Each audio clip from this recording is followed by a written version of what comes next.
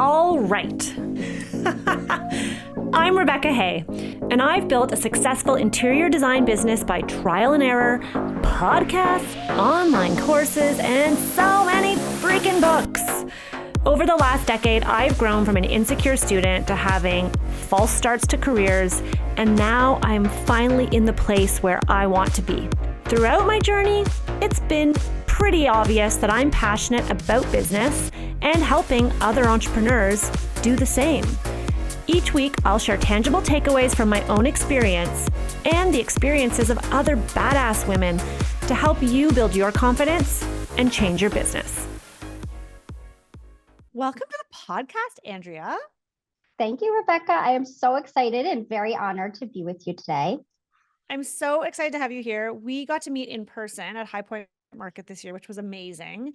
There's something to be said for actually meeting someone in person. It's just so different than being online. And Absolutely. you had signed up for Power of Process, but the course hadn't started yet, and you were ready and willing to go. And I just kind of want to hear a little bit of your story of how you got to where you are today. This is a shorty episode, so we're going to keep it really tight and juicy. Before we dive into that, though, can you just introduce yourself to the listeners today? Yes, absolutely. Well, first, thank you so much for having me today. My name is Andrea Krill, and I am the founder and lead designer of Andrea Krill Interiors. We are a small design firm based out of Philadelphia's mainline area, and we offer full service design for both decorating and renovation projects. I also happen to be a wife and a mom of 4 kids.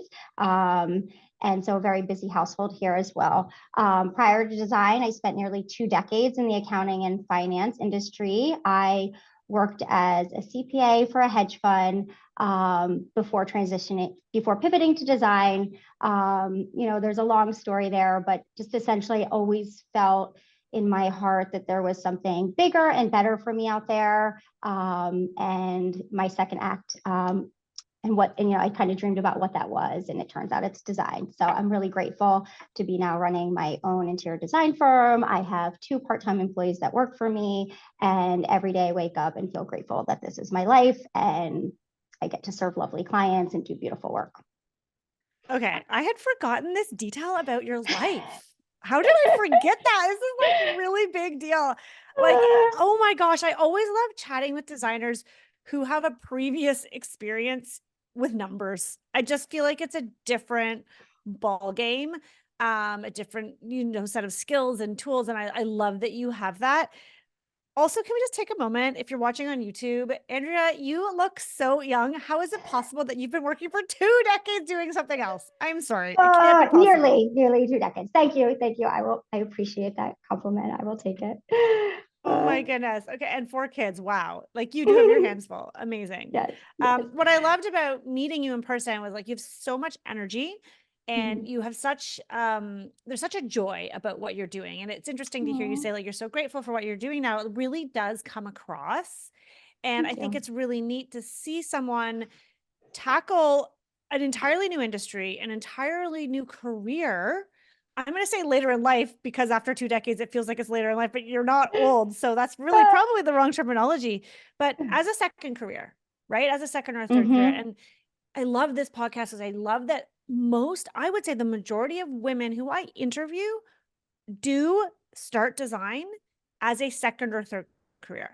Like it is the most common. And I think that is so interesting. For me, it really was more of a first-ish career. I don't call my acting and working in a restaurant a career. And so I think that's really interesting. I think you bring a whole skill set to the table. What made you decide to make kind of that jump from working for hedge funds, doing accounting and numbers to interior design? Can you talk us through that? Yeah, absolutely.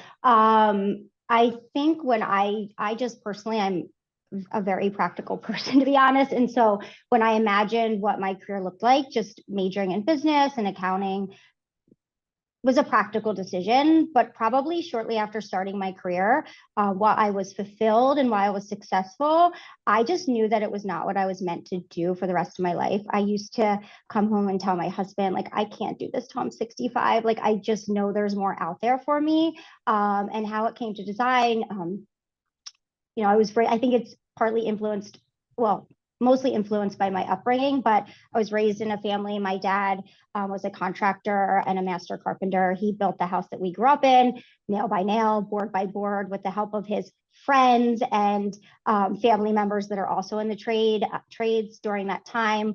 We lived with my grandparents. They were antique dealers and collectors. And so I spent a lot of time with them, going to antique markets on the weekends. And really, for me, my parents were so influential in instilling the love of home and taking pride in your home. And so just those values that I was raised with naturally parlayed. When I became a homeowner and when I started raising my family, just that love of home and creating a home and investing in it. And so I guess I was, had a knack for it, and friends and family noticed, and neighbors would ask for help.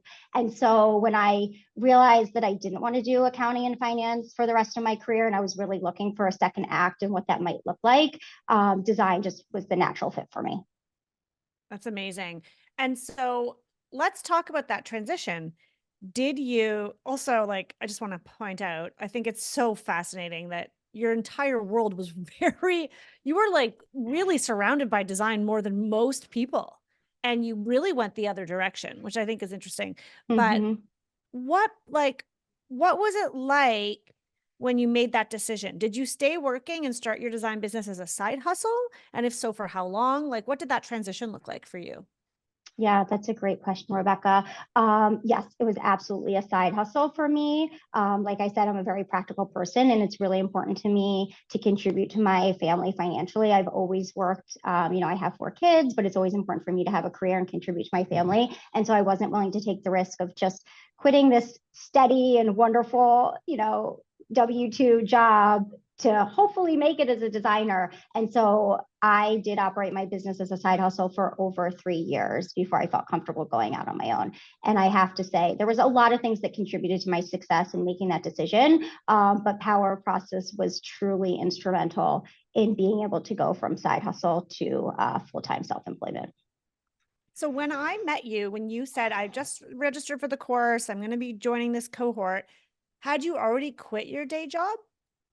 So I actually signed up for Power Process initially for spring 2023. And then, or maybe I'm getting my dates wrong now. Either way, by the time we had gone to High Point, I had already completed Power Process and Oh, I was, don't know why I thought it was the other. Okay. Okay. That makes yes, more sense. I think Yep. I was like, I had already completed it and I was in the process of implementing all of it, all the client Yes. facing Okay. You know what I'm docs. thinking of? Yes. I'm going to share it after. But the beautiful email that you sent me, which was right around the time of Power Process. That's why I'm getting Yes. confused. Yes. Okay. So You have a when you lot took of the designers to keep course, track of. yeah, when you took the course though, in the spring, were you also still working your day job? Yes. Yes. You were. So it took me probably the first time I signed up, I didn't get through the course, and then I was like, I really want to commit to this, and I committed to the course. I couldn't always join the lives, but listening to the course in the car was great, like on the private podcast. That was super helpful, and then just doing the work, even if I couldn't keep up with the live work, and then implementing was the main thing, like getting that onboarding process, those client-facing docs was just huge. Did you find In it propelling hard my to business. implement the course while also working a day job? Or was it just something that happened like little by little? Like, I'm just curious. Yeah, You of also course it's have hard. 4 kids, Yeah, of course so it's hard. Yeah, I don't want to sugarcoat it. I think a lot of people and I know me included, I would listen to these podcasts and think, oh my God, they're just like an overnight success, or that, but they're not. It's just doing the work. It's showing up. And even if you're not implementing 100% of it, and you would always reiterate this too, like, you're not going to do everything on the first round. That's okay. Just start. So I really just started in order, like with the onboarding, what's really important. Making sure the discovery calls are going well, making sure you're nailing those initial consultations. Just the client pitch deck at a consultation was a game changer for me, and my business, and converting leads and that sort of thing. So I haven't even implemented everything that you offer in your course, right? Like, there's still so much that I could do, but just little by little doing the work, and it compounds over time. So at what point did you say, okay, I'm doing this full time?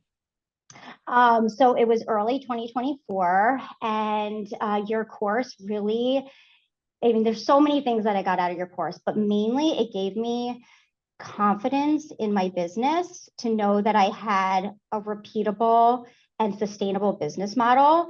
And so I felt so much better about what I was offering clients and so much more confident in my business that I, for the first time, marketed myself and put myself out there and posted more on social media and posted in local community Facebook groups and showed up to networking events. And I just felt so much more inner confidence by taking your course that it allowed me to put myself out there. And by putting myself out there and networking and marketing myself, my leads just skyrocketed. And so I had more leads coming in the door. And then I knew I had a steady pipeline of work. And then I felt comfortable making the switch. I love that. I mean, you're obviously a very driven hard worker. In the email that you sent me, you had sent me a testimonial, which was so beautiful. But one of the bullet points that you said, and I'm just going to read it out loud because you just mentioned it, which is you said, since Power of Process, I have doubled my 2023 leads in the first quarter of 2024. You say in brackets 25 leads. You had 25 leads in 2023, and you had 44 leads in just Q1 alone of 2024. Woman, that's freaking amazing. Thank you. Yes. I mean, you have to put yourself out there. I was really holding myself back before because I didn't have that inner confidence in my business and the services and that I was offering to clients. And Power Process just really gave me that confidence to put myself out there and get those leads in the door. I freaking love it. So, okay. Our time is up because this is a shorty. We're going to have you back to do a full-length feature film, guys. Hold your horses. It'll be so good. But what advice would you give to someone who would love to increase their leads like you did? Don't be afraid to tell people what you do, whether that's people you meet in person, whether that's online, whether it's on a community Facebook page. People aren't going to know unless you tell them. So put yourself out there. Such good advice. If this was a full-length podcast, I'd say that's a good nugget. I love that. It's so true. Thank you so much for joining me today, Andrea. Everybody, if they want to find and follow you, where should they go? Sure. I love to hang out on Instagram, Andrea Krill Interiors, and that's where you'll find me. Amazing. Thanks, lady. Thanks, Rebecca. Okay. I hope you guys enjoyed that shorty. Let me know if you're enjoying these types of shorty episodes. Just thought it would be kind of fun to throw in a few episodes giving you the story of how people started their firm, how they're building their firms in like little snippets. If you are enjoying these, please send me a DM on Instagram and let me know, and I'll see you soon.